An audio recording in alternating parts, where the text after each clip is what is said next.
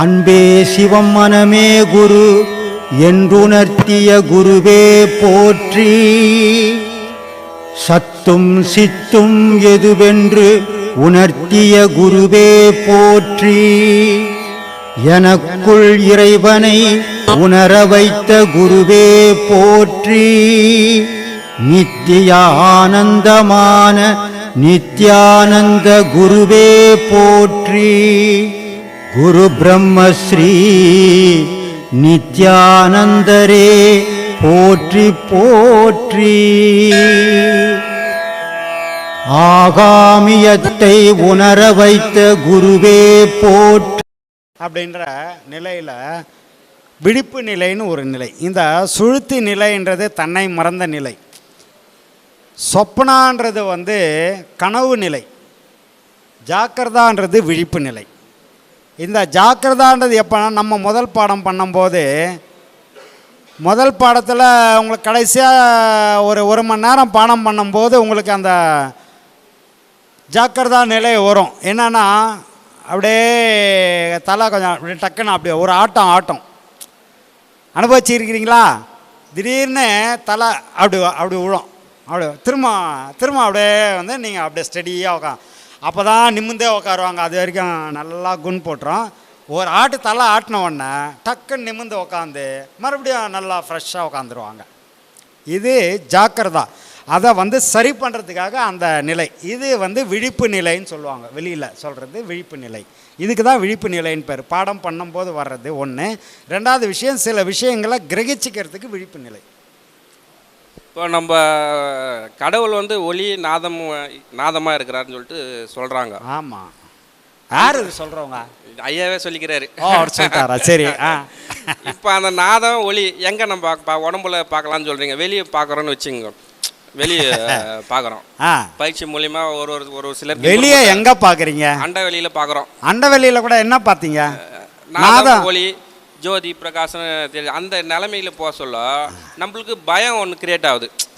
ஒரு சிலருக்கு எனக்கு பயம் கிரியேட் ஆயிடுச்சு. கிரியேட் ஆனால் பயத்தை போக்கிறதுக்கு நம்ம என்ன பண்ணணும்? இல்லை பயம் வருமா? வரக்கூடாது. இந்த பாடத்தில் பயம் வரக்கூடாது. வந்ததுன்னு சொன்னால் நம்ம ஒரு தெளிவு பெறலைன்றது தான் அர்த்தம். ஏன்னா இறைப்பாதையில் வருமா நிறைய பேர் சொல்லுவாங்க, இப்போ வைகுந்தம் போகிறோம். வைகுந்தம்னா நிறைய அதாவது செத்தவங்களுக்கு சொல்கிறது. அது எங்கள் அப்பா வைகுந்த பதவி அடைஞ்சார் என்பதை வருத்தத்துடன் தெரிவித்துக் கொள்கிறேன். போஸ்டர் வச்சு ஓட்டுவான் பையன். அவங்க அப்பா வைகுந்தம் போனதுக்கு இவருக்கு வருத்தமாக. சந்தோஷம் தானே பண்ணான். அப்பா வைகுந்தம் போயிட்டார், சாமியோட கலந்துட்டார், சந்தோஷப்படணும். ஆனால் போஸ்டர் அடிக்கும்போது வருத்தத்துடன் தெரிவித்துக்கொள்ள கண்ணீர் அஞ்சலி போஸ்டர் ஓட்டுவாங்க. இப்போ சிவலோக பதவி, வைகுந்த பதவி, இவங்களே ஒரு பதவியை எடுத்துக்கிற விஷயம் இது. ஆனால் இப்போ நீங்கள் கேட்டிங்களே, இது எப்படின்னா என்ன உங்கள் இப்போ நம்ம ஒரு கிரகத்துக்கு போயிடுறோம். கிரகத்துக்கெல்லாம் இல்லையா? உண்மை ஒரு கிரகத்துக்கு போயிடும் பயிற்சி மூலியமா. ஒரு கிரகத்துக்கு இல்லை நீங்க கேட்ட கேள்வியே இடத்துல நான் என்னுடைய அனுபவத்தை சொல்லிடுறேன். ஒரு கிரகத்துக்கு போறோம் பயிற்சி மூலியமா. ஒரு கிரகத்துக்கு போறோம்னு வச்சுங்க. ரமணர் போய்கிறாரு. செவந்த வான ஒரு இடம் இருக்குது, அங்கதான் கடவுள் இருக்கிறாரு. அந்த இடத்துக்கு நான் போய் வந்தேன், ரமணர் சொல்லியிருக்கிறாரு. சரி. அதே போல் நம்ம ஒரு சிலரில் யாருன்னா ஒரு ஆள் போகிறாங்கன்னு வச்சுங்க. ஒரு இடத்துக்கு போகிறாங்க, செவ்வாய் கிரகத்தில் நிற்கிறாங்க. நின்று அந்த இடத்துல பிரபஞ்சத்தை பார்க்குறாங்க. அவருக்கு பயம் வருது. பயம் கிரியேட் ஆகும். ஐயோ நம்ம அந்த இடத்துக்கு நிற்கிறோம். அந்த ஸ்டேஜுக்கு ஒரு சிலர் தள்ளப்படுறாங்க. அதில் தான் அதை எப்படி கடக்க முடியும்? இவர் சொல்கிறது, இவர் எவ்வளோ பெரிய கற்பனை இல்லைலாம். ஆனால் ரமணர் போயிருக்காரு, அதை யார் பார்த்தாங்கன்னு தெரியல. இவ்வளோ ரமணா ஆக முடியாது ஐயா, ஆக முடியாது. அவரை பற்றி பேசுகிறது நமக்கு இல்லை. செம்மான் மகளை திருடும் திருடன் பெம்மான் முருகன் பிறவான் இரவான்னு அருணகிரிநாதர் பாடல். செம்மான் முருகன்.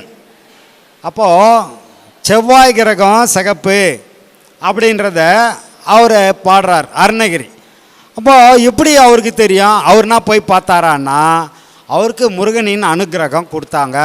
அப்போ அந்த நிலையில் சும்மா இரு சொல்லறேன்னா 12 வருஷம் சும்மா இருந்தார் அருணகிரிநாதர். 12 வருஷம் சும்மா இருந்தார். அவர் சும்மா இருந்ததால் அந்த ஞானம் கிடச்சிது. அவர் எல்லா கிரகத்தையும் பார்த்துட்டு வந்தார், இந்த பாடல்களை பாடினார். நீ அனுப்ப முடியுமா? பார்க்க முடியுமா? முடியாது. சப்போஸ் போகிற ஸ்டேஜ் வந்தால் அவங்ககிட்டே கேட்டுக்கலாம். ஏன்னா சும்மா இருன்னு சொன்னவருக்கு ஏன் அப்போ 12 வருஷம் கழிச்சு அருணகிரிநாதர் மீண்டும் அவரை கேட்குறார். முருகர் வந்த உடனே, ஐயா என்னை சும்மா இருன்னு போயிட்டேன், நான் சும்மா உட்காந்துருந்தேன்னொடனே நாக்க நீட்டு என்னை பற்றி பாடுன்னு வேலில் எழுதுறாரு. என்ன பாடுறது, நான் முத்து முத்தா முத்தை தரு பத்தி திருநாகி பாடல் பாடுறாரு. அப்போது எந்த காலேஜில் போய் பிஹெச்டி படித்தாரா, டாக்டரேட் பட்டம் வாங்கினாரா, எப்படி படித்தார்? அவர் படித்தது இன்றைக்கி அவர் எழுதின பாட்டில் அந்த எதுகையும் மோனையும் யாராலையும் ஒன்றுமே, அந்த பாடலை பொறுத்த வரைக்கும் அந்த ராகத்துலேயும் அந்த மெட்டிலையும் பாடலைன்னா அந்த பாட்டே வராது. பார்த்துருக்கீங்களா? திருப்புகழ் படிச்சிருக்கீங்களா? பார்த்துருக்கீங்களா? அவர் முன்னாடியே தனனா தனனான தனதன தனனான அப்படி ஒரே மெட்டு கொடுத்துருப்பாங்க. ஃபஸ்ட்லேயே என்ன பாடல் எடுத்தாலும் அந்த பாட்டில் ஃபஸ்ட்டு மெட்டு தனன தனனான தனதான தனன அப்படின்னு மெட்டு கொடுத்து 3 வகையில் அந்த மெட்டு கொடுத்துருப்பாங்க. அந்த மெட்டை நீ முதல்ல படித்தாதான் அடுத்த பாடலை படிக்கவே முடியும், இல்லைன்னா பாடலை படிக்கவும் முடியாது, பாடவும் முடியாது.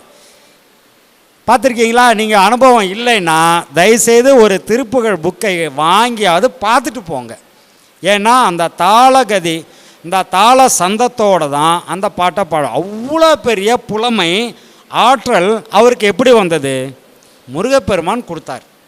தமிழ் கடவுள் முருகப்பெருமான் சொல்லுவாங்க இல்லையா? தமிழுக்கு சங்கம் வச்சு தமிழை வளர்த்த கடவுள் முருகப்பெருமான். சிவபெருமானோ முருகப்பெருமானோ தமிழை சங்கம் வச்சு வளர்த்தாங்க. மதுரைக்காரங்களுக்கு தெரியும், மதுரையில் தான் தமிழ் சங்கம் இருந்தது இல்லையா? மதுரைக்காரர் யாராக இருக்கீங்களா? யாரும் இல்லையா? சந்தோஷம். மதுரையில் தமிழ்ச்சங்கம் வச்சு இவங்க தான் தமிழை வளர்த்தாங்க. அப்போது தமிழ் கடவுள் முருகன் அப்படின்னு சொல்கிறாங்க. இப்போ ஏன் இதெல்லாம் சொல்கிறாங்கன்னா, ஒரு விஷயத்தையும் முன்கூட்டியே அவங்க முடிவு பண்ணி இறைவன் செயலாக நமக்கு கொடுத்துருக்குறாங்க அந்த விஷயங்களை எல்லாம். இப்போது அதை பாடலாக சொல்லும்போது அருணகிரிநாதர் பாடலில் வரும், அதாவது தமிழை வளர்த்ததுனால, அதாவது தமிழ் தந்த மயில் வீரா அப்படின்னு அருணகிரிநாதர் பாடுவார். தமிழ் தந்த மயில் வீரான்னுவார். அப்போ தமிழை வளர்த்தாங்க, அவங்க தமிழை கொடுத்தாங்க. காரணம் என்னன்னா, அருணகிரிநாதர் தமிழை பாடணுன்றதுக்காகவே அவர் தமிழ் சங்கம் வச்சு அருணகிரிநாதரை வர வச்சு அருணகிரிநாதரை காப்பாற்றி அவருக்கு ஞானத்தை கொடுத்து திருப்புகழை பாட வச்சாருன்றது தான் இன்றைக்கி நிலைமை. இது என்னன்னா, அருணகிரிநாதர் கடைசியாக கிளி வடிவில் அவரோட உடலை விட்டு போயிட்டார். திருவண்ணாமலையில் அந்த கோபுரத்தில் ஏறி போனால் அப்புறம் கிளி வடிவாக மாறிட்டார். இப்போ அந்த திருவண்ணாமலையில் கிளி கோபுரம்னே சொல்லுவாங்க, அந்த கோபுரத்துக்கு பேர் கிளி கோபுரம்னுவாங்க. அப்போது அங்கே இப்போ கூட அந்த கிளிங்க உக்காரம், பச்சை கிளிங்க. இப்போது இந்த பாடல்களை எல்லாம் பச்சை கிளியாக ஒரு வேடம் எடுத்ததுனால அவர் உக்காந்து பாடினார். அது அருணகிரிநாதர் கிளி வடிவில் முருகப்பெருமானே பாடினாருன்றது இன்றைக்கி ஐதீகம், அங்கே கல்வெட்டே வச்சுருக்கிறாங்க இல்லையா?